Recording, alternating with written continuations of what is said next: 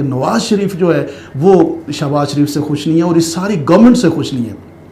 تو کوشش یہ کی جا رہی ہے کہ نواز شریف کو دوبارہ سے اس طرح سے پینٹ کیا جائے کہ وہ ووٹ کو عزت دو والا جو ان کا نعرہ کہیں گم ہو گیا تھا اس نعرے کو دوبارہ سے لے کے آئیں اور لوگوں کے اندر ایک کنفیوژن کریٹ کریں کہ نواز شریف کوئی الگ چیز ہے، شہباز شریف الگ چیز ہیں۔ نواز شریف نے یہ بھی کہا کہ سہیل بڑاج کے مطابق نواز شریف اور مریم نواز ایک پیج پہ، اور مریم نواز کی پولیٹکس کو آپ نے دیکھا ہی ہوگا کہ ان کی کیا پولیٹکس ہے۔ تو کہنے کا مقصد یہ ہے کہ یہ ابھی رائٹ ناؤ پاکستانی پولیٹکس کے اندر گڈ کاپ بیڈ کاپ وہ دوبارہ سے شروع ہو گیا ہے۔ ووٹ کو عزت دو کا نعرہ جو ان کا تھا وہ خود ختم ہو گیا تھا، اس کو ریوائیو کرنے کی کوشش کی جا رہی ہے اور نواز شریف صاحب کو ایک متبادل کے طور پہ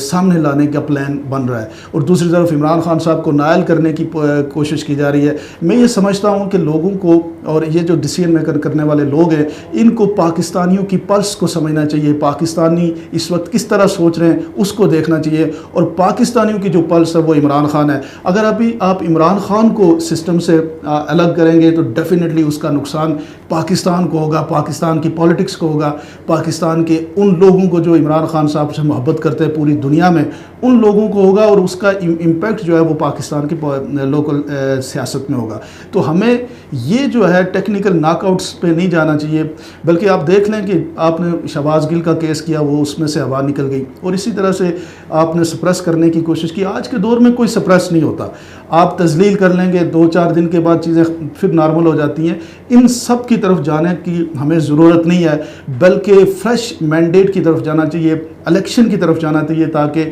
پورے پاکستان کے اندر ایک فریش حکومت بنے، ایک فریش مینڈیٹ کے ساتھ آئے۔ وہ جس کو بھی ہو، فری اینڈ فیئر الیکشن ہونا چاہیے، اس کی کوشش یہ کرنی چاہیے کہ جس کو پاکستان کے لوگ چننا چاہتے ہیں، جس کو وہ اپنا حکمران بنانا چاہتے ہیں، اس کو رائٹ ہونا چاہیے کہ وہ پاکستان میں حکومت کرے۔ آپ کیا سمجھتے ہیں؟